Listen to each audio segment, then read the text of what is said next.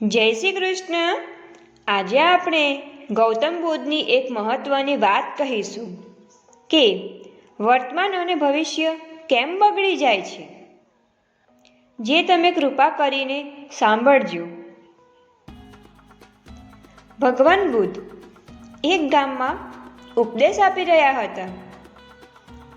તેમણે કહ્યું કે દરેક વ્યક્તિએ ધરતી માતાની જેમ સહનશીલ હોવો જોઈએ અને માફી માંગવામાં સંકોચ ન કરવો જોઈએ।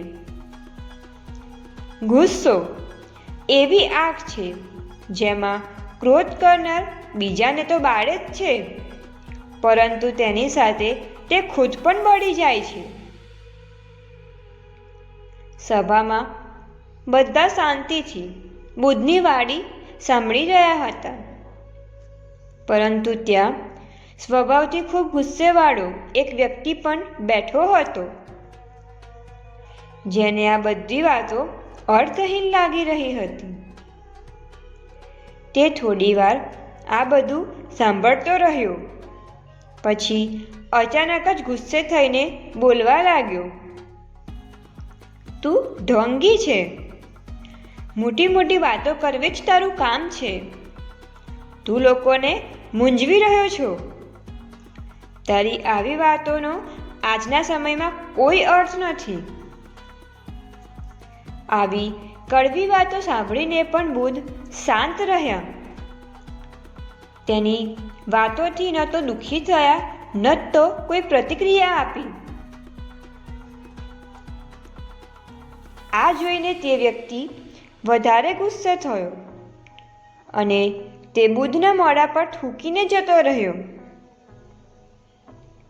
બીજા દિવસે જ્યારે તે વ્યક્તિનો ગુસ્સો શાંત થયો, તો તે પોતાના ખરાબ વ્યવહારને કારણે પસ્તાવાની અગ્નિમાં બળવા લાગ્યો અને બુદ્ધને શોધતા શોધતા તે સ્થળ પર પહોંચ્યો, પરંતુ બુદ્ધ ક્યાં મળવાના? તે તો પોતાના શિષ્યોની સાથે નજીકના બીજા ગામ જવા નીકળી ગયા હતા। વ્યક્તિએ બુદ્ધ વિશે લોકોને પૂછ્યું અને શોધતા શોધતા જ્યાં બુદ્ધ પ્રવચન આપી રહ્યા હતા ત્યાં સુધી પહોંચી ગયો।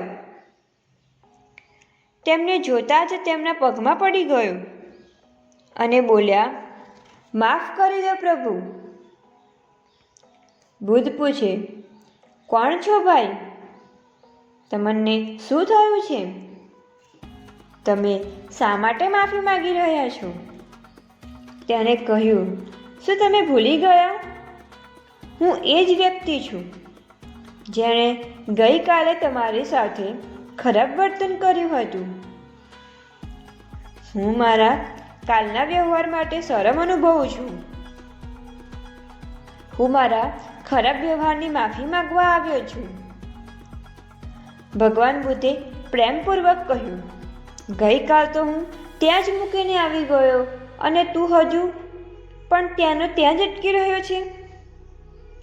તને તારી ભૂલનો અહેસાસ થઈ ગયો, તે પસ્તાવો કરી લીધો, તું નિર્મળ થઈ ગયો, હવે તું આજમાં પ્રવેશ કર। ખરાબ વાતો અને ખરાબ ઘટનાઓ યાદ કરવા રહેવાથી વર્તમાન અને ભવિષ્ય બંને બગડી જાય છે। ગઈકાલના કારણે આજને ખરાબ ન કરો। તે વ્યક્તિનો બધો ભાર ઉતરી ગયો।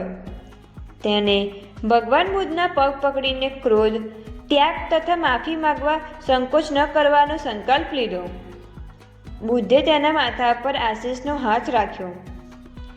તે દિવસથી તેમાં પરિવર્તન આવ્યું અને તેના જીવનમાં સત્ય, પ્રેમ તથા કરુણાનો ભાવ વહેવા લાગ્યો।